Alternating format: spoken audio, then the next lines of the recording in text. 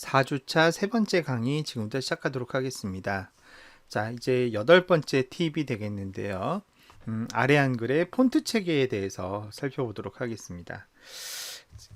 우리가 일반적으로 MS 윈도우즈에서 사용하는 폰트들, 일반적으로 우리가 모든 윈도우 프로그램에서 사용하는 폰트는 트루타입 폰트라고 하는 폰트를 써요. 이 트루타입 폰트는 파일의 확장자가 뒤가 TTF, 트루타입 폰트의 줄임말인 TTF로 되어 있고, 이건 이제 모든 윈도우에서 사용이 가능한데, 자, 근데 이제 중요한 포인트가 하나 있습니다. 뭐냐면 아래 한글은 두 가지 종류의 폰트를 사용한다는 거예요. 두 가지 종류의 폰트. 예. 물론 기본적으로 모든 윈도우에서 사용이 되는 트루타입 폰트도 지원을 하는데, 그런데 자, 아래 한글을 직접 보면서 얘기합시다. 자, 아래 한글을 이렇게 보시게 되면 글꼴을 설정하는 부분이 요거잖아요. 요거. 자, 지금 보시면 함초롱 바탕이라는 폰트가 선택되어 있는데요. 이 함초롱 폰트 앞에는 이렇게 보시면 TT 이렇게 써 있습니다. TT. 예, 이렇게 써 있어요. 자, 그런데 요걸 이제 딱 바꿔보기 위해서 펼쳐봅니다. 그러면 폰트가 굉장히 다양하죠. 예, 폰트가 굉장히 다양합니다. 예, 폰트가 굉장히 다양한데, 이 다양한 한글의 폰트들 중에서요. 네, 이 다양한 한글의 폰트들 중에서 예를 들면 이런 폰트. 자, 여기 한컴 글꼴이라고 되어 있으니까 좀 한정되는데 모든 글꼴을 클릭해 봅니다. 모든 글꼴 클릭해 보면 제 컴퓨터에 설치되어 있는 다양한 폰트들이 보이게 되는데요. 자, 여기 있는 폰트들 중에 예를 들면 이런 폰트들도 있어요. 명조체, 그죠? 고딕체, 샘물체, 필기체. 딱 봐도 좀 오래돼 보이죠? 중고딕체 이런 폰트들이 있는데, 예를 들어서 자, 제가 뭐 고딕체 한번 선택해 볼까요? 고딕체. 자, 고딕체를 딱 선택을 합니다. 그러면 이 고딕체 앞에는 뭐라고 써 있냐면 TT가 아니라 아이콘을 잘 보시면 TH 이렇게 써 있어요. TH. 살짝 다르죠? TH. 자, 그걸 여기서 이제 설명하는 겁니다. 왜 다를까? TH는 뭘까? 예, 그거에 대한 해답인데요. 아래 한글은 한글 전용 폰트를 사용을 합니다. 또 지원을 해줘요. 이거는 아래 한글에서만 오로지 활용될 수 있는 폰트고요. 이거는 아래 한글의 역사를 좀 알 필요가 있는데, 우리 예전에 운영체제 배울 때 옛날에는 MS-DOS라는 걸 썼다 그랬잖아요. 여러분, 아래 한글의 초기 버전이 있어요. 아래 한글 1.0, 아래 한글 2.0, 뭐 공전의 히트를 친 제품은 아래 한글 3.0이었는데, 그게 이제 90년대에 우리가 쓰던 거거든요. 1990년대. 그때는 윈도우 운영체제가 없었죠. 그래서 MS-DOS에서 작동되는 아래 한글을 썼었어요. 그 MS-DOS에서 돌아가는 아래 한글들이 썼던 폰트가, 당시에 사용했던 폰트가 TTF가 아니라 바로 이 HTF 폰트였어요. 지금 얘기하는 명조체, 필기체, 뭐 이런 거 있죠. 고딕체 말고 또 중고딕체, 여러분 신명조체 이런 거 있죠. 이런 거 다 HTF로 되어 있는 폰트들입니다. 대부분의 옛날 아래 한글이 지원했던 기본 폰트들, 신명조, 견명조, 중고딕, 경고딕 이런 거는 전부 다 HTF예요. HTF. 그래서 여러분 이런 게 있습니다. 어떤 회사에서 공고가 나왔는데 뭐 이력서와 자소서를 제출하는데 글씨의 모양과 크기는 신명조로 10포인트로 작성을 해라. 혹은 12포인트로 작성해라. 이런 말이 있다. 그 얘기는 바꿔 해석하면 그 회사에서는 아래 한글로 문서를 만들어 오길 원한다라는 의미가 돼요. 왜냐하면 신명조라는 이름을 가진 폰트 있잖아요. 이거는 예를 들면 HY 신명조라든가 뭐 무슨 앞에 뭐가 붙어 있는 신명조는 트루타입 폰트로도 있고 MS 워드에서도 쓸 수 있어요. 그런데 그런 거 안 붙어 있는 그냥 오리지널 신명조 혹은 오리지널 중고딕, 이거는 오로지 아래 한글에밖에 없어요. 옛날 아래 한글에만. 그래서 만약에 어떤 회사가 공지를 낼 때 뭐 신명조 13포인트로 써와라, 뭐 중고딕 10포인트로 작성해라 이렇게 나왔다. 그 얘기는 뒤에 깔려 있는 다른 의미가 아래 한글로 만들어서 제출해라, 이 얘기와 똑같다는 얘기입니다. 사실은 그런 걸 또 기억하시면 좋고요. 한글 전용 폰트입니다. 이 트루타입 폰트는 어떻게 쓸 수 있냐면 윈도우에 공통적으로 적용되는 거기 때문에 C 드라이브 밑에 윈도우즈 밑에 폰트 밑에 복사만 하면 자동으로 설치가 됩니다. 복사하지 않고도 쉽게 설치가 돼요. TTF 파일이 있으면 마우스 오른쪽 버튼 눌러서 설치 누르면 자동으로 설치가 돼요. 본래 트루타입 폰트는 상용화된 지적 자산이에요. 폰트 함부로 잘못 썼다가 막 이렇게 고소 고발 당하고 뭐 이렇게 변호사한테 전화 와서 뭐 100만 원, 200만 원 물어내야 되고 이런 일이 흔합니다. 함부로 갖다 쓰면 되지 않는데 한결의 결체라든지 제가 너무너무 즐겨 쓰는 네이버에서 무료로 제공하는 나눔 폰트라든지 이렇게 무료로 제공하는 폰트들이 왕왕 있다. 아까 제 PC에 깔려있는 폰트들 보시면 뭐가 이상한 폰트들이 많이 깔려있죠. 여러분들 기억하시겠지만 제가 지난 시간에 유용한 웹사이트 소개하면서 요거 사이트 소개해 줬잖아요. 그죠? 저작권 걱정 없는 무료 한글 폰트. 특히 이제 네이버의 나눔 폰트. 예, 요거. 나눔 스퀘어, 뭐 나눔 고딕, 뭐 이런 거, 예, 이런 거 다 무료로 여러분들 쓸 수 있는 폰트들이고요.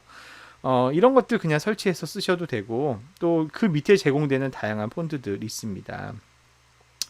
제가 여러분 4주차 실습 파일을 통해서도 여러분들에게 추천하고 싶은 몇 가지 폰트들을 제가 이제 가져왔는데요. 예를 들면은 여기 보시면 트루타입 폰트들을 이렇게 더블 클릭하면 또 그 내용을 볼 수가 있습니다. 자, 이 폰트 낯익죠? 어디서 많이 본 것 같지 않으세요? 예. 이 폰트는 국민대학교 공식 폰트입니다. 예. 국민대 폰트예요. 국민대학교 한글 로고가 이렇게 생겨 먹었잖아요. 예. 우리 학교 디자인과 교수님께서 직접 개발하신 폰트인데요.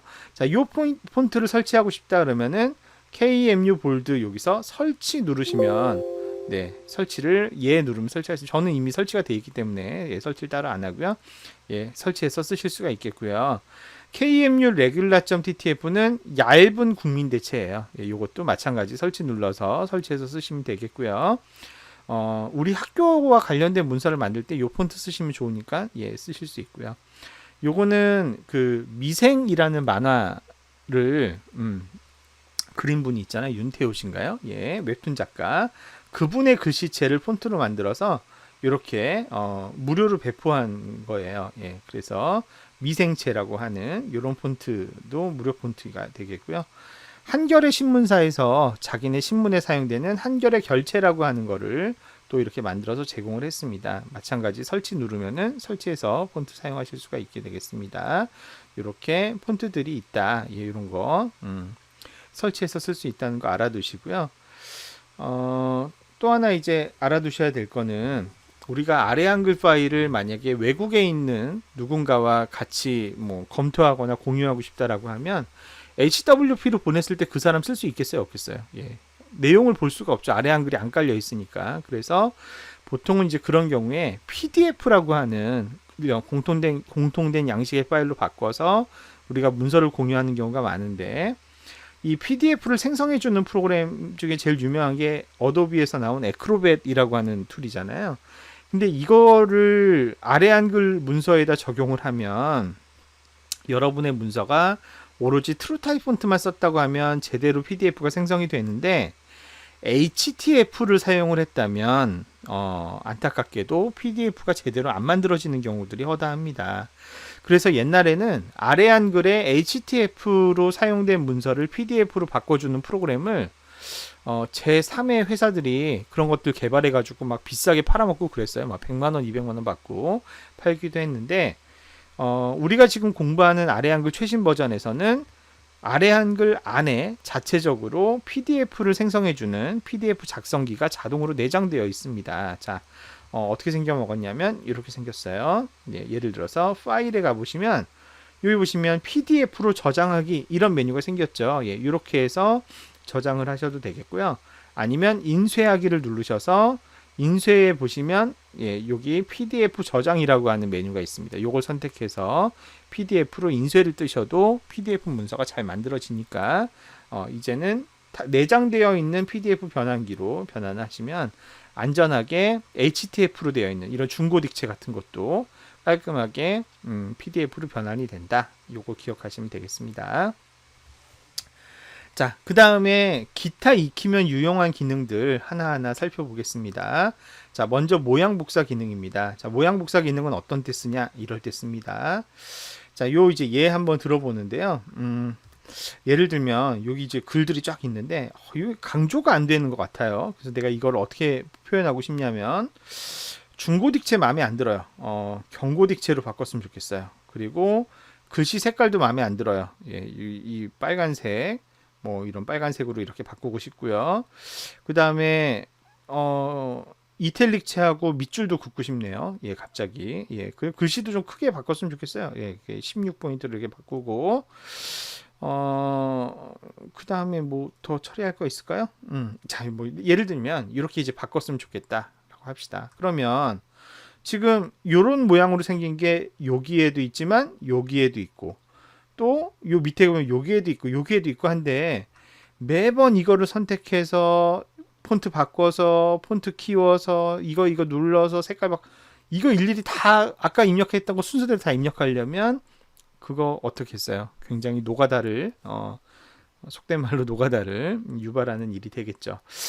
그러지 말고 내가 방금 설정했던 이 글씨의 모양만 그대로 카피해서 다른 데 붙여넣기 할 수 있을까 해서 만들어진 기능이 여기 나와 있는 모양 복사라는 기능이에요. 편집 바로 밑에 있는 모양 복사. 예, 이게 그럴 때 쓰는 기능입니다. 자, 이 모양 복사 어떻게 쓰는지 지금부터 같이 한번 살펴보도록 하겠는데요. 모양 복사 이렇게 씁니다. 자, 먼저 원본이 되는 복사의 대상, 그러니까 복사의 원본이 되는 그 위치 아무데나 커서를 깜빡깜빡 이렇게 둡니다. 이렇게 한 다음에 모양 복사 버튼을 클릭 이렇게 합니다. 자, 그러면 얘가 물어봐요. 너 여기에 글자 모양만 복사할래? 아니면 문단 모양만 복사할래? 아니면 둘 다 복사할래? 뭐 저희는 글자 모양만 사실 바꿨는데 글자 모양과 문단 모양을 둘 다 복사하라고 하죠. 뭐 똑같이 생겼으니까 둘 다 복사하고 싶다 하고선 복사를 누르시면 돼요. 자, 눌러볼게요. 복사 짠. 예, 어때요? 놀랍게도 아무런 변화가 없습니다. 정상이에요. 아무런 변화가 없는 게 정상입니다.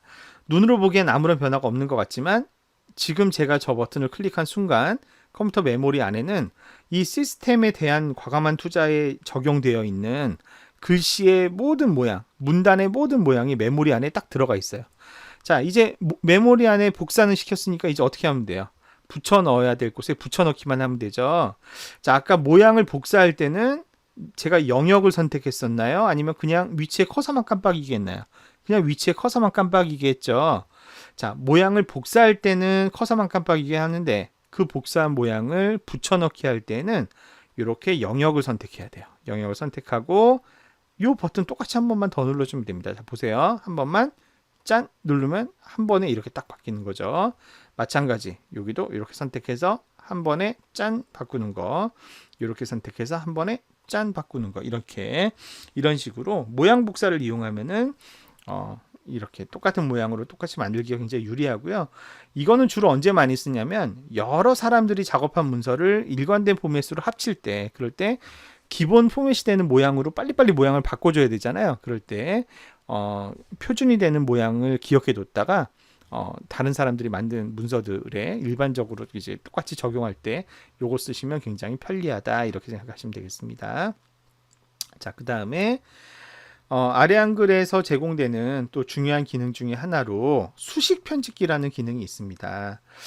수식 편집기는 우리가 저희 논문 쓰거나 이런 사람들은 더 많이 써요. 아래 한글에서. 그래서 단축키도 외우고 있습니다. 컨트롤 NM인데요. 여기 보시면은 일반적인 방법으로는 여기 수식, 예, 컨트롤 N 더하기 M이라고 되어 있죠. 컨트롤 NM인데 굳이 그렇게 안 누르더라도 그냥 수식 이렇게 누르시면 이렇게 수식 편집기라고 하는 툴이 뜨게 돼요. 이 아래 한글의 수식 편집기는 굉장히 재밌어요. MS 워드하고 좀 다른데 예를 들면 우리가 Y는 AX 뭐 언더 A1 X1 더하기 A2 X2 이거를 이제 표현한다고 해볼게요. 그러면 이렇게 써야 되잖아요. A하고 그 다음에 아래 첨자가 필요하니까 이것도 클릭해서 아래 첨자 이렇게 해서 원 또 이렇게 밖으로 나와서 X 다시 해서 이렇게 또 해서 또 원 뭐 이렇게 막 해가지고 이렇게 써야 되는데 마우스와 이렇게 조합으로 수식을 만드는 거는 되게 어렵죠. 예, 그런데 이 수식 편집기 아래에 보면 그거를 빠르게 완성할 수 있는 편집창이 있는 거예요. 이거는 이제 아래 한글을 오래 써왔던 사람들한테 굉장히 편리한 기능인데, 예를 들면 저희 같은 경우 이렇게 씁니다. y는 a1 더하기 곱하기죠. x1 더하기 a2 예, x2 더하기 뭐 c-다스 이렇게 네, 더하기 뭐 a 언더바 i 예, x 이런 식으로 제가 이렇게 예약어라고 그러죠. 미리 사전에 정해져 있는 명령어 이런 것들을 알면은 수식을 순식간에 이렇게 금세 만들 수가 있어요. 그러니까 아래 한글은 많이 익숙한 사람들, 예, 뭔가 단축키도 많이 알고 명령어를 많이 알면은 문서 편집을 굉장히 빨리 할 수 있게끔 그렇게 도와주는 기능들이 안에 많이 있습니다. 그 중에 하나가 여기 보시는 수식 편집기도 거기에 하나다 이렇게 돼 있고요. 다 완성된 수식 편집기 수식을 나가기 이렇게 하면 마치 하나의 개체처럼 글자처럼 취급되는 이런 수식이 삽입이 됩니다. 그래서 요 개체로 하나의 개체로 글자처럼 선택할 수도 있고 그래서 굉장히 편리하게 수식을 편집할 수 있다. 그런 점에서도 장점입니다. 그래서 제가 알고 있기로는 국내 학술 논문지의 대부분이 출판사들이 아래 한글을 주요 편집기로 많이 사용을 해요. 예, 실제로 논문을 쓰기에도 아래 한글이 굉장히 편리한 장점이 있다. 이런 말씀 드립니다. 자, 그 다음에 찾아 바꾸기라는 기능이 있습니다. 자, 찾아 바꾸기의 원래 기능은 뭐냐면 어떤 표현을 일관성 있게 다른 표현으로 바꿀 때 쓰는 게 찾아 바꾸기예요. 여기 찾기가 있고 찾기 밑에 찾아 바꾸기가 있죠. 예를 들어서 지금 이 본문에 아메리칸 항공사라는 표현이 있는데 이거를 예를 들면 일관성 있게 아메리칸 항공사를 일관성 있게 뭐로 바꿀 거냐면 이제 어메리칸 항공사로 바꾼다 칩시다. 어메리칸 항공사. 예. 그래서 만약에 제가 모두 바꾸기 이렇게 한다고 하면 짠 이렇게 하면 네. 예, 12번 바꿨다고 나오죠.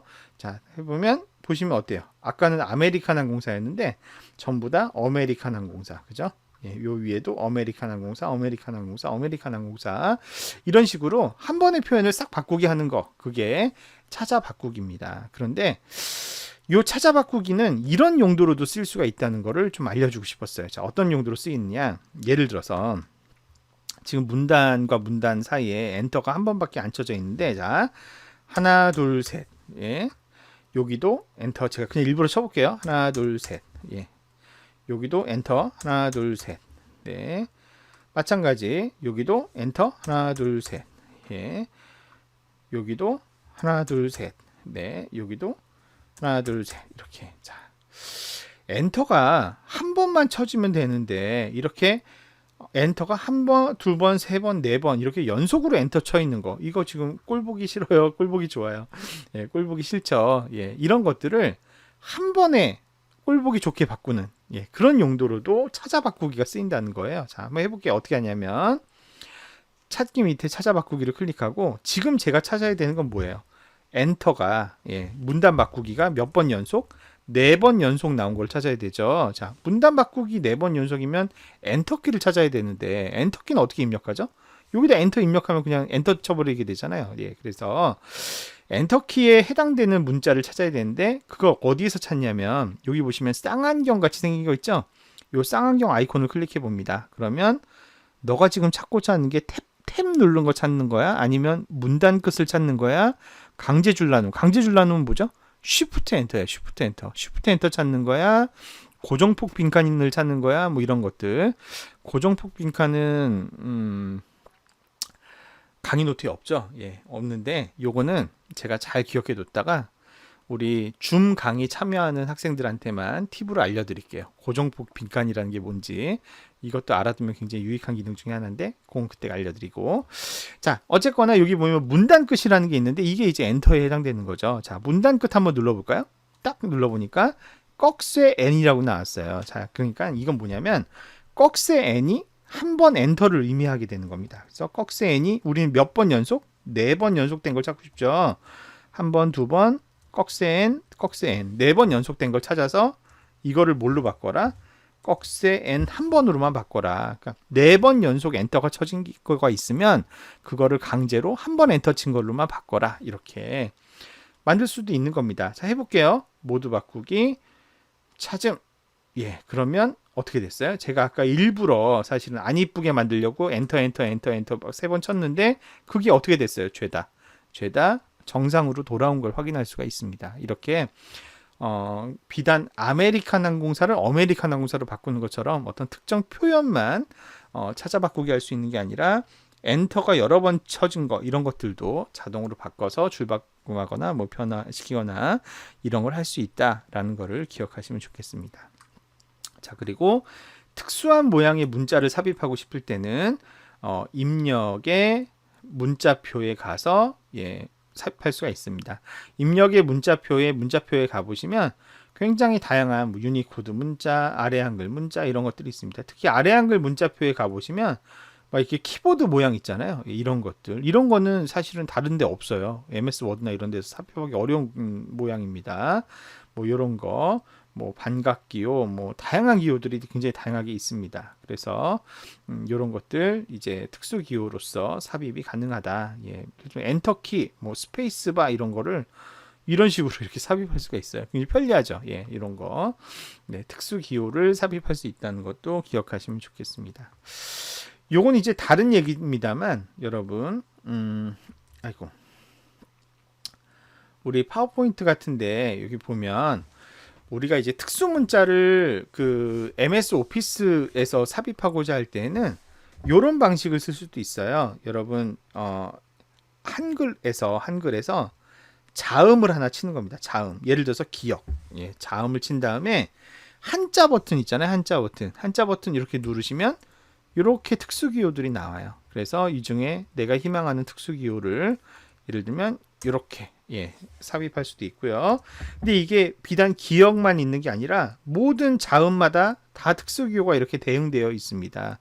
예를 들면 곱하기 같은 거 이런 것도 디귿 밑에 있는 거고요. 이응은 주로 원문자들이 다 이렇게 있어요. A, B, C, D 혹은 아라비아 숫자 1, 2, 3, 4, 5 이게 숫자 이렇게 있는 거 이런 원문자들이 이렇게 들어가 있고요. 그 다음에 뭐 니은 같은 경우는 이런 괄호나 점이나 뭐 이런 것들이 포함되어 있고 이러니까 자음 플러스 한자를 이용해서도 특수기호를 윈도우 애플리케이션에서 삽입할 수 있다. 이것도 참고로 기억해 두시면 좋겠습니다. 자, 그 다음에 아래 한글 편집의 마지막 순서로 표 편집에 대한 거를 소개해 드리도록 하겠습니다. 자, 아래 한글에서의 표 편집이 좀 복잡하고 어렵죠. 예, 그런데 이런 원칙을 알고 작업하시면 좀 쉽게 작업하실 수가 있겠습니다. 자, 예를 들면 이렇게 생긴 모양과 똑같은 표를 내가 만들고 싶어요. 이렇게 생긴 모양과 그럴 때 표 편집하는 1단계는 초기 골격을 잡는 건데 지금 보시면 초기 골격은 어떻게 잡는 거냐?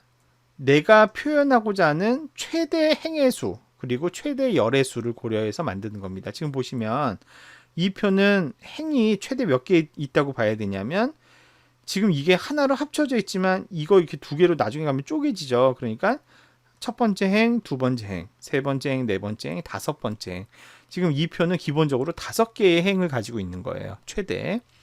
그 다음에 열의 개수를 보면 이게 통으로 묶여 있긴 합니다만 요열 찢어져 있죠. 1열, 2열, 3열, 4열, 5열, 6열. 그래서 5개의 행과 6개의 열이 맥시멈 존재하는 표이죠. 그러면 이렇게 하는 거예요.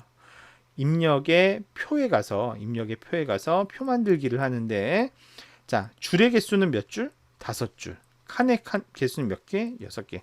줄이 행이고 칸이 열이에요. 그래서 5행에 6열짜리 표를 기본적으로 쫙 이렇게 만듭니다. 자, 이 표도 더블 클릭하면 이 표의 속성을 정할 수가 있는데요. 마치 그림처럼 표도 저는 가급적이면 여러분들 글자처럼 취급하시라고, 예, 이렇게 해야지 편집이 좀 용이하니까요. 예, 요거의 차이는 이따 설명드릴 텐데, 이렇게 일단 세팅해 놓고 시작하시는 게 좋을 것 같습니다. 자, 이렇게 해놓은 상태에서 지금 이 모양 똑같아요? 달라요? 많이 다르죠. 자, 이걸 이제 어떻게 똑같이 만드느냐? 잘 봅시다. 지금 보면 욕한 이렇게 네 개가 하나로 합쳐져 있어요. 지금 얘는, 그죠? 그러면 이것들을 이제 하나로 합쳐야 되는데, 방금 제가 한 것처럼 마우스로 이렇게 눌러서 이렇게 드래그해서 이렇게 선택하셔도 되고요. 아니면 아래 한글에 단축키가 있습니다. 자, F5번입니다. F5를 한 번 누르면 이렇게 움직이는 커서가 되고요. 자, 이렇게 이제 이거 여기서부터 내가 긁을 거잖아요. 그러면 여기서 F5를 한 번 더 눌러줍니다. 딴 이러면 빨간색 버튼이 들어오죠. 이랬을 때 이렇게 하면, 예, 이렇게 선택을 할 수가 있습니다. 그래서 F5를 눌러서 이렇게 선택하실 수도 있고요. 아니면은 아니면이 아니고 이렇게 이제 선택을 하실 수가 있고, 선택된 거에 대해서 마우스 오른쪽 버튼 눌러서 어떻게 셀 합치기, 예, 셀 합치기 병합이죠. 셀 병합 이렇게 딱 하면 이렇게 이제 하나로 합쳐진 칸을 만들 수가 있습니다. 제가 아까 F5를 한 번 누르면 커서 움직이는 모드, 두 번 누르면 빨간색 모드 이렇게 얘기했는데, F5를 한 번 더 눌러서 세 번 누르면 전체 선택이 돼요. 요거 시험 문제 많이 나옵니다. 제가 시험 문제 많이 내요. 이제 F5를 세 번 누르면 어떻게 된다? 아래 한글에서 표 전체 선택이 돼요. 하나, 둘, 셋 이러면 다 선택이 되는 겁니다. 이렇게. 자, 마우스로 조작하셔도 좋고 F5를 쓰셔도 좋고, 어쨌거나 이렇게 서로 병합되어 있는 셀들을 이렇게 해서 어떻게 합치기. 또 요것도 이렇게 해서 마우스 오른쪽 눌러서 합치기. 보니까 이렇게가 또 합쳐져 있네요. 이렇게 해서 합치기. 자, 이렇게 하면은 다르게 생겼죠. 물론 다르게 생겼지만 기본 모양은 이제 똑같이 만들어졌어요. 자, 그 다음에 이제 마지막 단계에서 뭘 해야 되냐? 셀의 사이즈를 조정하는 거를 해야 돼요. 셀의 사이즈. 제가 셀의 사이즈를 조정을 하는데, 이 셀의 사이즈를 조정할 때는, 자, 일단은 셀을 선택을 하시고 F5로, 여기 강의 노트에도 나와 있지만 중요한 두 개의 단축키가 있습니다. 자, 중요한 단축키가 뭐냐? 컨트롤 플러스 방향키가 있고요. 쉬프트 플러스 방향키가 있습니다. 컨트롤 플러스 방향키는 선택된 셀이나 표를 늘리거나 줄여주거나 하는데, 그런데 인접 셀에 영향을 주질 않아요. 피해를 안 주면 컨트롤이고 피해를 주면 쉬프트예요. 자, 무슨 얘기냐? 자, 보세요. 이거는 실습을 통해서 보시면 잘 알 수 있는데, 자, 보세요. 제가 컨트롤 먼저 눌러볼게요. 컨트롤 누른 상태로 오른쪽 화살표 눌러보겠습니다. 오른쪽 화살표. 이게 더 옆으로 키우라는 거거든요. 자, 보세요. 커져라, 커져라, 커져라, 커져라 했을 때 얘네들의 사이즈가 줄어들었어요? 안 줄어들었어요? 안 줄어들었어요. 안 줄어드니까 어떻게 돼요? 옆으로 삐져나가죠. 막 늘려라. 얘네들의 사이즈는 하나도 줄지 않으면서 옆으로 삐져나가게 됩니다. 자, 다시 원래대로 줄였어요. 이번에는 컨트롤이 아니라 쉬프트를 눌러볼게요. 자, 쉬프트를 누른 상태로 오른쪽 화살표 다시 눌러보겠습니다. 커져라. 어떻게 되죠? 얘네 늘어나요? 안 늘어나요? 안 늘어나죠. 그대로 원래 위치 그대로 있죠. 그런데 어떻게 됐어요? 바로 인접해 있는 얘네들이 갑자기 피해를 봤어요. 그죠? 얘네들이 안 돼 이렇게 밀린단 말이에요. 그래서 컨트롤을 누를 때와 쉬프트를 누를 때는 이런 차이가 있는 겁니다. 컨트롤은 옆에 인접된 셀의 크기를 그대로 고정시키면서 나 자체를 늘려주는 방식이 컨트롤 플러스 화살표예요. 반면 쉬프트 플러스 화살표는 원래 표 크기는 그대로 두면서 인접된 셀을 피해주는 거예요. 인접된 셀을 피해주면서 크기를 늘렸다 줄였다 하는 것이죠. 자, 그래서 전체적으로 셀을 크기를 늘렸다 줄였다 할 때는 F5를 한 번, 두 번, 세 번 누른 다음에 컨트롤 버튼을 누른 채로 좁혔다, 늘렸다, 좁혔다, 늘렸다 이런 식으로 하시면은 전체적인 셀의 모양을 맞출 수가 있습니다. 이렇게, 네, 전체적인 셀의 모양 맞출 수 있고, 또 이거 지금 보면 위에 거랑 아래 거 비교했을 때 얘가 훨씬 더 좁죠. 이렇게 아래 방향 화살표 눌러서 또 컨트롤 누르고 아래 방향 누르면 이렇게 전체적으로 커졌다가 줄었다, 커졌다 줄었다 이런 식으로 할 수가 있습니다. 자, 얼추 비슷한 사이즈로 이렇게 이렇게 예, 마우스로 또 조정할 수 있고 이렇게 잡혔습니다. 자, 그 다음에 이렇게 돼 있는데 이거는 지금 요 선과 요 선이 안 맞잖아요. 이럴 때는 컨트롤이 아니라 이 크기는 그대로 유지하면서 쉬프트를 누른 채로 이렇게 줄이고 아이고 예 요거부터 예 줄이고 이런 식으로 맞출 수가 있고요. 또 이렇게 해서 줄이고 이렇게 예 지금 쉬프트 누르고 왼쪽 화살표 누른 거예요. 자 그다음에 이것도 마찬가지죠. 이것도 요 크기가 그대로 유지된 상태에서 얘만 줄여야 되니까 쉬프트를 누른 상태로 왼쪽 화살표 이런 식으로 네 공간을 맞출 수 있겠고요. 그 다음에 뭐 얘와 얘 마찬가지죠. 이렇게 해서 네 이렇게 줄이고 예 그 다음에 요것도 이렇게 한 칸 줄이고 얘네들도 이렇게 줄이고 이런 식으로 해서 위하고 아래 모양을 똑같은 모양이 되게끔 조금씩 조정해서 이렇게 맞추는 이런 식으로 최종 모양을 잡아주는 방식이 마지막에 하는 작업이에요. 저는 주로 이제 키보드 단축키를 이용해서 했는데 꼭 그렇게 안 해도 되기는 하죠. 이렇게 마우스로 이렇게 늘렸다 줄였다 이런 식으로 예, 늘렸다 줄였다 이런 식으로 조정하셔도 당연히 무방하고요. 네, 하지만 뭐 키보드를 이용해서 셀이 선택된 상태에서 쉬프트를 누르면 인접셀에게 피해를 주는 거고요. 이렇게 컨트롤 누르면 인접셀에 피해를 안 주면서 표 전체를 이렇게 늘렸다 줄였다 이런 식으로 하는 거고 이 정도의 차이를 표 편집에서 기억을 해두시면 좋을 것 같습니다. 자, 그 다음에 이제 행과 열을 삭제하는 방법을 알아야 되겠는데요. 자, 예를 들어서 내가 요렇게 지금 O 쳐 있는 요 열을 삭제하고 싶어요. 요 열을 삭제하고 싶다. 그러면 자 이렇게 선택을 해서 마우스 오른쪽 눌러서 셀 지우기 이걸로 삭제를 하고 싶은데 셀 지우기 딱 누르면 어떻게 돼요? 안에 있는 내용만 지워지지 셀이 통째로 삭제되진 않아요. 왜 그럴까요? 예, 그 이유는 셀이나 아니 행이나 열을 통째로 삭제를 하고 싶으면은 앞뒤가 전부 다 연결되어 있는 상태여야 되는데 지금 여기가 병합이 되어 있어 가지고 여기가 뚫려 있지 않아서 얘를 삭제할 수가 없는 겁니다. 자 이럴 때는 어떻게 해야 되냐면 자 요게 위에 보시면 표 그리드 표 디자인이 있고 표 레이아웃이 있는데 저는 이제 표 디자인을 선택했습니다. 표 디자인을 선택해서 여기 표 만들기 옆에 보면 표 그리기라고 하는 아이콘이 있습니다. 자 표 그리기를 선택해서 요렇게 여기다 이렇게 해서 딱 선을 하나 만들어줘요. 자 이렇게 하면 이제 뭐가 되냐면 고속도로가 뚫려요. 이렇게 그죠? 예, 여기서부터 여기까지 고속도로가 예, 그래서 이제는 어떻게 할 수 있냐? 이렇게 선택을 해서 마우스 오른쪽 눌러서 셀 지우기를 클릭을 하면 이런 대화 상자가 이제 나오게 돼요. 아까는 내용만 지웠지 이런 대화 상자 아예 안 나왔잖아요. 이제는 너 이 셀 아예 남겨둘래? 싹 다 지워버릴까? 우리는 싹 다 지워버리고 싶은 거죠. 지우기 이러면 그 셀을 통째로 날릴 수가 있는 거죠. 자 같은 맥락으로 만약에 요거를 지우고 싶어요. 요거 요 행을 지우고 싶어요. 그런데 그냥 이렇게 해서 지우기 하면 지워져요, 안 지워져요? 안 지워진단 말이에요. 왜냐하면 고속도로가 안 났기 때문이에요. 여기가 지금 셀 병합으로 막혀 있잖아요. 마찬가지 어떻게 지운다? 셀 그리기, 표 그리기를 클릭해서 여기다 이렇게 고속도로를 내주는 겁니다. 고속도로 이렇게 임시 고속도로를 내줘서 그렇게 한 다음에 이스케이프 누르고 이렇게 선택해서 마우스 오른쪽 눌러서 셀 지우기 이렇게 하면 예 지워라 하면 예 이렇게 고속도로를 내야 비로소 예 이 완벽하게 행과 열을 지울 수 있다라는 것도 기억을 해두시면 좋을 것 같아요.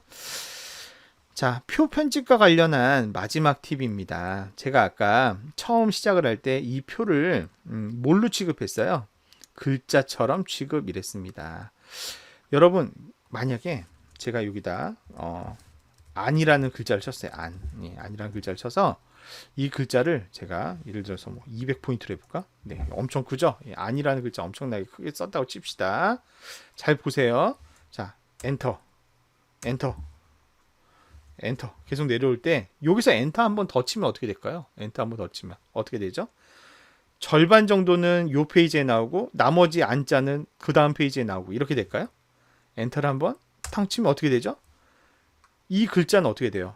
바로 다음 페이지로 휙 넘어가죠. 여러분 워드 프로세서에서 글자가 한 절반 정도는 위에 써 있고 절반 정도 밑에 써 있고 이런 거 본 적 있어요, 없어요? 그렇게 표현하는 워드 프로세서는 없죠. 글자는 위 페이지에 표현하든가 아래 페이지에 표현하든가 둘 중에 하나인 거죠. 갑자기 뜬금없이 제가 이걸 왜 보여드렸냐면 네, 뜬금없이 왜 보여드렸냐면 이 얘기 하려고 보여드렸어요. 네, 그냥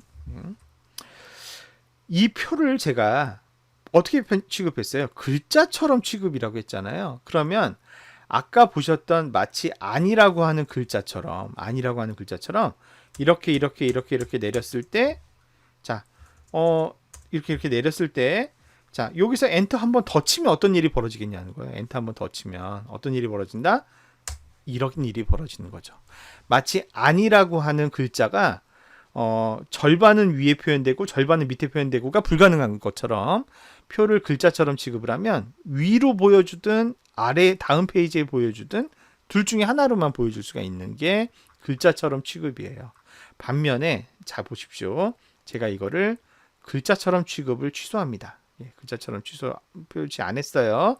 자, 요 상태에서는 제가 이렇게 내려볼게요. 내리고 쭉 내리다가 자, 페이지의 경계선이 딱 되는 부분, 자까지 내려왔죠. 자, 여기 자, 요 상태에서 이제 엔터 한번 쳐볼게요.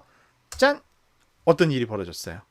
표의 일부분은 아래로 내려오고 일부분은 위로 올라가고 이게 가능해지는 거죠. 그래서 여러분이 아래 한글에서 표를 만드는데 표가 사이즈가 너무 커요. 그래서 일부는 앞에다 표현하고 일부는 뒤에다 표현하고 이렇게 나눠서 표현할 일이 생겼다. 이럴 때는 표를 어떻게 설정하셔야 된다? 글자처럼 취급하시면 안 됩니다. 그러면 표는 위로만 표현되든가 아래 페이지만 표현되든가 양쪽 어디 하나만 결정하게 돼요. 하지만 글자처럼 취급을 풀면 이렇게 페이지를 걸쳐서 표를 표현하는 게 가능하다라고 하는 특징이 있고요. 그런 가운데서 또 옵션을 설정할 수가 있어요. 여기 속성 중에 표라는 옵션에 가보시면 그냥 경계선에서 묻지도 따지지도 않고 나눌 건지 아니면 셀 단위로 나눌 건지 안 나눌 건지를 선택할 수 있는데 써보시면 이게 가장 깔끔해 보일 거예요. 셀 단위로 나눔. 저도 셀 단위로 나눔 한번 해볼게요. 설정 이러면 얘네 둘이 병합돼 있잖아요. 이 병합된 거를 중간은 위에 보여주고 중간은 밑으로 보여주면 깨지잖아요. 그래서 셀 단위로 나눔을 선택하시면 최소한 셀의 내용은 완전체로 보여줄 수 있게끔 중간에서 잘라주게 돼요. 이쁜 모양으로.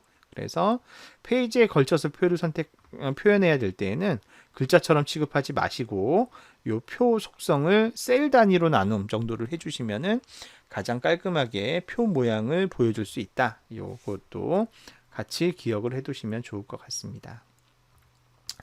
자, 이렇게 해서 오늘 아래 한글에 대한 설명 쭉 마무리를 했고요. 자, 비즈니스 응용과 관련된 내용 간단하게 소개하고 이어서 과제 내드리고 그리고 이제 오늘 수업을 마무리하도록 하겠습니다. 이번 아래 한글 실습과 관련한 비즈니스 응용은 이력서와 자기소개서 작성하는 방법에 대한 소개가 되겠습니다. 자, 이력서는 왜 중요하냐? 여러분들이 어딘가에 회사를 가고 싶어서 처음 서류를 냈을 때 그 서류가 이제 이력서가 되잖아요. 그렇기 때문에 구직자와 인사 담당자를 연결해주는 가장 첫 번째 다리이기도 하고 이력서를 제출하는 순간 그 이력서가 보여주는 모습으로부터 여러분들의 첫인상이 결정돼요. 그래서 면접이 시작된 것과 다를 바가 없다. 특히나 요새는 취업하기 굉장히 어렵다고 하잖아요. 뭐 그런 얘기들은 뉴스나 매체 통해서 많이 들으시죠. 그러다 보니까 뭐 대기업 같은 경우에 사람 모집하겠다고 공고를 내면 수천 통의 이력서가 온답니다. 이런 수천 통의 이력서를 훑어보면서 누구를 면접해야 될지를 결정해야 되는 인사 담당자들에게 짧은 시간 동안 강하게 어필할 수 있는 그런 이력서를 작성하는 게 중요하죠. 여러분들 선배님 중에 실제로 대기업의 인사를 담당하는 선배가 있어요. 그 선배의 말을 들어보면 굉장히 작은 거 하나에도 당락이 결정될 수가 있다는 겁니다. 예를 들면은 뭐 마케팅을 하고 싶은 근데 그거를 뭐 바이럴 마케팅을 하고 싶은 어떤 지원자가 있다고 합시다. 그런데 그 지원자의 이메일 주소를 봤더니 예를 들면 바이럴 마케팅 @ 네이버닷컴 이렇게 돼 있는 거예요. 그러면 어떤 느낌을 받을까요? 아, 이 친구는 바이럴 마케팅이란 용어가 처음 소개됐을 때부터 굉장히 관심이 많았구나. 그리고 이거를 본인의 뜻으로 정해서 오죽하면 그거를 네이버 이메일 주소로까지 이거를 확보할 정도로 이 친구는 이 분야에 굉장히 관심 많은 친구구나라는 인상을 준다는 거예요. 그래서 그 친구의 다른 스펙과 관계없이 이 친구 어떤 친구인지 궁금한데 한번 만나보고 싶은데 이런 생각을 주게 된다는 거죠. 짧은 시간 동안 많은 이력서를 훑어보기 때문에 이런 사소한 거지만 이메일 주소에 있는 계정 이름 하나지만 그런 거 하나라도 굉장히 이제 임팩트 있게 들어간다면 이력서가 어필할 수 있게 된다는 것이죠. 반면에 이런 식으로 이력서를 쓰면 바로 휴지통에 버려버린답니다. 첫 번째, 분량 많은 이력서. 수천 통을 검토해야 된다 그랬잖아요. 핵심만 간단하게 쓰는 것이 중요하고요. 형식에 맞지 않는 엉성한 이력서 이런 것도 당장 쓰레기통으로. 그리고 너무 장난스럽게 형형색색 오타나거나 이런 것들은 바로 직행이 됩니다. 단순 명료하면서도 핵심적인 메시지 전달이 분명해야 좋은 이력서라고 할 수 있어요. 이력서 작성할 때 유의할 사항인데요. 무슨 동양화도 아닌데 이력서에 여백을 남기는 거 좋지 않습니다. 가급적이면 여백을 안 남기도록 대신에 페이지는 한 페이지 딱 맞추는 게 제일 중요하고요.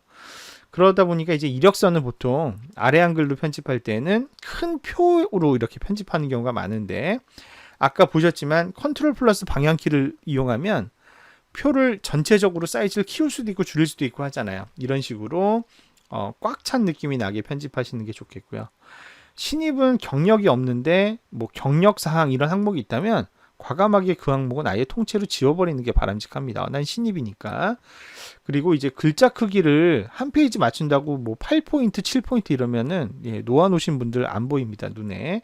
글자 크기는 최소 10포인트 이상은 되게끔 설정하시는 게 바람직합니다. 사진의 중요성도 잊어서는 안 됩니다. 사진은 반드시 정장 차림에 정식 증명사진을 첨부하시는 게 좋겠고요. 뭐 당연한 얘기죠. 온라인 접수할 때는 JPG나 GIF로 된 사진 파일을 본인이 직접 올리게 하는 경우들도 있는데 사진을 이렇게 인화해서 종이로 만들어서 그 종이를 스캔을 뜨면 그 종이에 있는 그런 결 같은 게 스캔이 같이 돼가지고 안 이뻐요. 요새 대학가에 있는 웬만한 사진관에서는 저 이거 그 온라인 접수했을 거니까 원본 파일 주세요 그러면 해상도를 좀 낮추더라도 원본 파일을 보통 주세요. 사진사들이. 그렇게 해서 JPG 파일을 미리 받아오는 게 현명합니다. 그렇게 해서 그거 이제 편집해서 올리시면 좋겠고요. 이미지 사이즈는 가급적이면 최소화 시켜 놓는 게 좋습니다. 50KB 미만이 되게. 어떤 친구들 막 초고해상도로 뭐 2메가, 5메가 뭐 이렇게 올리면은 또 인터넷이 느린 환경에서는 사진 열어보는데 되게 느리게 나올 수가 있어요. 아까 얘기했잖아요. 수천 명 거를 본다고. 그러면은 또 사진이 안 올라온다고 해서 탈락될 수도 있습니다. 그러지 말고 JPG로 용량 작게 이미지 편집 도구를 편집해 놓으면 좋겠고요. 아래 한글에 안에다가 이제 본인 프로필 사진 넣는 경우라면 아까 설명했던 문서에 포함되어 있는지 안 되어 있는지 이것도 굉장히 중요하니까 꼭 확인하시면 좋겠습니다. 그리고 이력서를 작성할 때는 중요한 정보, 최근 정보가 먼저 나오는 게 맞습니다. 그리고 학력에 쓸 거 없다고 뭐 초등학교, 중학교 이런 거는 안 쓰셔도 돼요. 왜냐하면 초중등 과정은 의무 교육이기 때문에 뭐 굳이 소개할 필요가 없습니다. 자격사항은 자격증의 발행처를 명확하게 기입해야 되고요. 가급적 직무와 관련도가 높은 자격증을 강조할 필요가 있겠습니다. 굵은 글씨로 처리하는 것이 좋겠습니다. 입사에 도움이 되는 정보를 꼼꼼하게 넣는데요. 신입은 경력이 따로 없잖아요. 그래서 해외 연수나 지원 분야와 관련된 인턴 아르바이트 경력이 있으면 이런 거는 쓰는 게 좋답니다. 그런데 관련이 전혀 없는 인턴이나 아르바이트 경력은 회사 입장에서는 안 좋게 보는 경우들이 많대요. 예를 들어서 저는 뭐 부모님으로부터 경제적으로 독립하기 위해서 방학 때마다 학원 강사했습니다. 뭐 이런 거. 학생 입장에서는 이 친구가 굉장히 자기 주도적인 학생이구나. 뭐 부모님으로부터 독립하고 싶었구나. 이렇게 봐주기를 바라고 그런 내용을 썼겠지만 기업 담당자 입장에서는 그래? 이 친구 뭐 학원에서 강사 해봤어?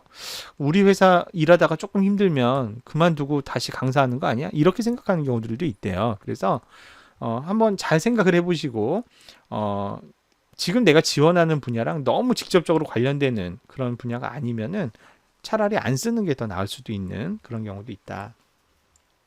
증빙 서류는 가능하면 최대한 준비를 많이 해서 제출하는 것이 바람직하고요. 그리고 예를 들어서 뭐 제가 어느 대학 교수님을 도와서 뭐 이런 일을 했습니다라고 했을 때 교수님 연락처도 딱 적어주는 거죠. 당당하게. 그러면은 훨씬 더 신뢰가 갈 수 있겠습니다. 인턴 아르바이트 경력이 많으면 별도 섹션으로 구분을 하거나 아니면 뭐 기타 사항이나 특이 사항 쪽에 간단하게 언급하는 것이 좋겠고요. 뭐 당연한 얘기겠지만 최종 점검을 반드시 해야 되고 꼼꼼하게 해야 됩니다. 요새 여러분들 선배님들 보면 이력서를 굉장히 많이 냅니다.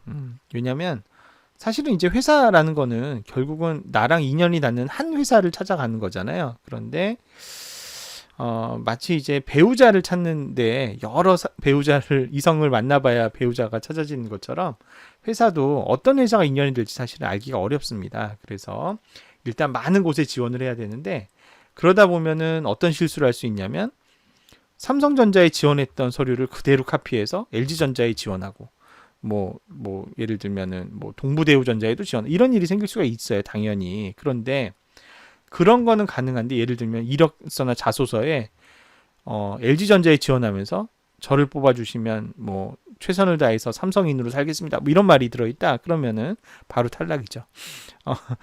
카피해서 쓰는 건 좋은데 회사가 바뀌었으면 그 바뀐 회사에 맞게 그걸 고쳐야 되잖아요. 그런데 이제 그런 실수를 하게 되는 경우가 왕왕 있다. 잘못 기재된 부분 없는지 확인해야 되고요. 이력서에 연락처나 이메일 같은 이런 거에 오타나면 낭패죠. 설사 합격을 하더라도 연락처가 잘못돼서 결과를 통보 못 받게 되는 일이 생길 수가 있으니까 그런 거 주의하셔야 되겠고요. 그 다음에 이제 항목 빠짐없이 하는 거, 그 다음에 접수 방법 확인해야죠. 우편 접수인지 온라인 접수인지를 봐야 돼요. 우편 접수하겠다고 했는데 이메일로 띡 보내놓으면 바로 탈락이죠. 그리고 이제 뭐 온라인 접수 받겠다고 했는데 굳이 그걸 또 서류를 찍어가지고 우편 보내봐야 접수가 안 되게 되죠. 이메일 접수 같은 경우에는 파일 이름을 뭐 지원자의 성명, 뭐 그 다음에 뭐 지원자의 접수번호 이런 걸로 이름을 정해주세요라고 안내를 보통 하는데 그거 꼭 안 지키고 그냥 이력서.hwp 이렇게 보내는 친구들이 있습니다. 그러면 관리자가 그거 일일이 파일 이름 바꾸던가 아니면 버려야 되잖아요. 예, 그런 일이 생기기 때문에 제목이나 파일명 이런 거 주어진 양식이 있다면 그 양식을 최대한 지켜서 만드는 게 중요합니다. 우편 접수를 받는 곳들은 대부분 약간 좀 오프라인 정서가 있는 데죠. 이런 데들은 그 서류를 어떤 상태로 보내느냐도 좀 이렇게 주의 깊게 본다고 해요. 그래서 서류를 구김없게 프린트하고 그 다음에 이제 사진을 붙여야 될 때는 가급적이면 스캔한 사진을 넣어서 칼라로 인쇄하시는 것보다는 차라리 용지는 흑백으로 인쇄해야 사진은 인화된 사진을 거기다 풀로 붙이시는 게 훨씬 더 서류가 정성스러워 보입니다. 그런 거 하면 좋겠고요. 색이 은은하게 들어간 종이 아니면은 우리 경영대학에서도 이렇게 경영대 로고 들어가 있는 그런 그 학교 전용지가 있어요. 그런 거 뭐 저한테 부탁해서 받아서 그런 걸로 인쇄하셔도 이쁘겠죠. 이거는 어디서 나온 팁인데 어떤 사람은 은은한 향수를 거기다 살짝 뿌린대요. 이러면 서류를 이제 접수하시는 분이 어디선가 모르게 이제 기분 좋은 냄새를 맡고 그러면서 네, 자연스럽게 합격하고 뭐 이런 경우도 있다고 합니다. 예, 참고로 알아두시면 좋을 것 같아요. 자, 이상이 이력서에 대한 소개였다면 자기소개서는 나중에 만약에 이력서 내고 자소서 내서 통과했을 때 면접 때 질문을 유발하게 되는 기초자료라는 특징이 있습니다. 그래서 처음부터 면접 때 이런 걸 물어보게 해야 되겠다. 이런 거를 나를 강조해야 되겠다라는 거를 고려해서 자소서를 작성할 필요가 있습니다. 자소서의 일반적인 내용은 이렇게 구성이 되는데 최근에는 채용할 기업에서 우리는 요 항목을 몇 자 이내로 써주세요. 이렇게 구체적으로 설정하는 경우들도 많습니다. 거기에 맞춰서 써야 되는데 중요한 건 어떤 내용을 쓰든 이 내용들이 모두 내가 지원하고자 하는 직무에 맞춰서 작성이 되어야 좋은 자소서라는 겁니다. 먼저 성장 과정은 저는 뭐 인자하신 부모님 밑에서 자라 이런 일반적인 내용은 안 쓰는 게 낫다는 거죠. 핵심은 그게 아니라 다양한 에피소드를 곁들여서 본인의 성향 그리고 지원 업무에 필요한 소양이 어떻게 내가 이제 확보되어 왔는지 이런 것들을 전달하는 것이 보다 바람직하겠고요. 분량이 많을 필요가 없다고 해요. 성장 과정은 가급적 짧게 작성합니다. 단점과 보완점은 짝이죠. 예. 완벽한 인간은 없잖아요. 그렇기 때문에 또 나의 장점만 너무 늘어놓는 거는 겸손해 보이지 않을 수도 있고 또 다른 의심을 야기할 수도 있죠. 단점을 쓰긴 써야 되는데 근데 이제 단점을 또 너무 솔직하게 쓰면 안 되죠. 뭐 저는 사실은 도벽이 있습니다. 이런 거는 네, 쓰면 안 되겠죠. 단점은 치명적이지 않은 단점을 소개할 때 대신에 보완이 있어야 돼요. 예를 들면 저는 소심한 사람입니다. 이래서 단점도 있지만 반면에 소심한 성격으로 인해서 세심하고 배려심도 있습니다. 이런 식으로 네, 저는 뭐 놀기를 좋아하지만 또 그렇기 때문에 일할 땐 일하고 놀 땐 놀고 이런 걸 확실하게 하는 사람입니다. 뭐 이렇게 쓴다든가 보완점과 지원 분야에 필요로 하는 소양을 연결시켜서 단점을 소개하는 것이 전략적으로 좋습니다. 목적이 없는 동기는 쓰지 않는 게 좋답니다. 최선을 다하겠습니다. 열심히 하겠습니다. 이런 건 별로 어필하지 않는다는 거예요. 그거보다는 내가 왜 당신 회사에 이 직무에 지원하고자 하는지, 이걸 준비하기 위해서 내가 어떤 준비 과정을 거쳤는지, 이 기업의 핵심 가치와 내 가치관이 어떻게 일치하는지 이런 뭔가 좀 설득력 있는 그런 내용으로 구성을 해야 되겠고요. 장래 포부도 마찬가지. 최선을 다하겠습니다. 이런 건 안 되고요. 구체적으로 저는 뭐 영업에 있어서 이렇게 하겠고 뭐 노력을 해서 다른 부서와도 유기적인 협조 관계를 유지하겠습니다. 이런 식으로 구체적으로 쓰는 게 좋겠다는 얘기입니다. 학창 시절은 주로 이제 대학 시절을 소개하게 될 텐데요. 대학 시절에 어떤 걸 성취했는지를 써야 됩니다. 그래서 뭐 선배들도 많이 그런 거 강조할 거예요. 뭐 공모전 같은 거 좀 많이 나가봐라. 수상 경력 같은 거 있으면 좋다는 얘기가 자소서에 쓸 게 없어요. 그런 게 없으면. 예, 이번 주에 이제 여러분들 과제 드릴 텐데 제가 과제를 이 수업이 주로 1학년 학생 수업이잖아요. 이걸 드리는 이유가 있어요. 여러분들 이번에 과제하느라 이력서 자소서 써보면 야 정말 쓸 게 없구나 내가 그걸 이제 느끼시라고 네. 그래서 이제 내드린 것도 있어요. 어쨌거나 학창 시절에 성취 사례를 많이 만들어야 그런 내용을 이제 풍부하게 담을 수가 있겠고요. 소재의 다양성을 가지고 재미있게 적절한 에피소드, 무엇을 했느냐보다는 어떻게 했느냐에 초점을 맞춰서 쓰시면 좋겠어요. 분량은 길지 않는 게 중요하고 그러다 보니까 이러이러해서 결론은 이렇습니다 보다는 처음부터 저는 이런 사람입니다. 왜냐하면 이런 식으로 가는 게 더 바람직하고 분량이 짧다고 해서 뭐뭐 했다 이거보다는 뭐뭐 했습니다 이렇게 존칭 쓰는 게 바람직하고 이것도 글이기 때문에 읽는 사람이 재밌어야 돼요. 예, 그래서 뭐 소재에 대해서 평소에 좀 고민을 많이 해주시고요. 글은 약간 타고나는 것 같아요. 잘 쓰는 친구들이 있거든요. 표현 같은 거 맛깔나게. 주변에 그런 잘하는 사람이 있다면, 글쓰기를 잘하는 사람이 있다면 그런 사람들의 도움이나 컨설팅을 받는 것도 굉장히 추천드리고 싶은 방법 중에 하나가 되겠습니다. 아까 이력서 때와 마찬가지로 시간을 충분하게 갖고 고민하시고 퇴고 과정을 꼼꼼하게 거치시는 게 좋습니다. 시간에 쫓겨 작성을 하면 당연히 완성도에 저하가 되겠고요. 그리고 이력서랑 자소서는 묶어서 나가는 거예요. 그러니까 이력서에 보면 당신이 어떤 학교를 나와서 어떻게 됐는지를 알고 있는데 굳이 그 얘기를 자소서에 또 다룰 필요는 없다는 거예요. 그리고 회사마다 많은 양의 자소서를 원하는 기업도 있고 적은 양을 원하는 기업도 있기 때문에 그 차이를 이해하고 전략적으로 접근할 필요가 있습니다. 자, 이렇게 해서 이번 주 과제는 여러분들이 본인의 이력서 자기소개서를 아래 한글을 이용해서 작성하는 것이 과제입니다. 여러분 이게 이력서 자소서가 핵심이 아니라 아래 한글이 핵심이에요. 예, 오늘 아래 한글 배우는 거잖아요. 지금 오늘 배웠던 다양한 기술들 뭐뭐 배웠죠? 뭐 장평 조정, 자간 조정 이런 것부터 시작해서 표 편집 뭐 이런 거 꽉 차게 보여라 뭐 이런 거 뭐 사진을 가급적이면 글자처럼 취급해서 삽입하고 뭐 문서에 꼭 삽입하고 이런 거 다 배웠잖아요. 이런 것들을 최대한 연습하고 활용해서 작성을 해보셔라 인데요. 지금은 여러분들 다 1학년생이시잖아요. 예, 그러다 보니까 이 이력서나 자소서는 지금 여러분 상태에서 쓰기는 굉장히 어려울 것 같습니다. 그래서 이번 과제는 어떻게 설정할 거냐면 여러분이 이제 졸업반이 됐다고 가정하는 거예요. 졸업반이 됐다고 가정하고 그러면 앞으로 있을 뭐 4년 혹은 그 이상의 기간 동안 내가 어떤 실적을 갖출 예정인지 그거를 상상의 나래를 펴서 채우세요. 예. 그래서 실제와 달라도 되니까 상상의 나래를 채워서 펼쳐서 거기 있는 항목들을 한번 채워보시고, 그리고 이건 한번 이번 기회 통해서 고민해 보세요. 앞으로 4년, 5년, 뭐 6년 후 여러분들 대학 졸업할 때 나는 어떤 기업의 어떤 부서를 갈 것인지 그걸 한번 이번에 고민해 보시고 거기를 상정해서 이번에 이력서와 자소서를 한번 가상으로 만들어 보시기를 바랍니다. 요 과제 내줄 때 학생들이 많이 하는 질문 중에 하나가 교수님 제 사진 꼭 넣어야 돼요? 이거 많이 물어봅니다.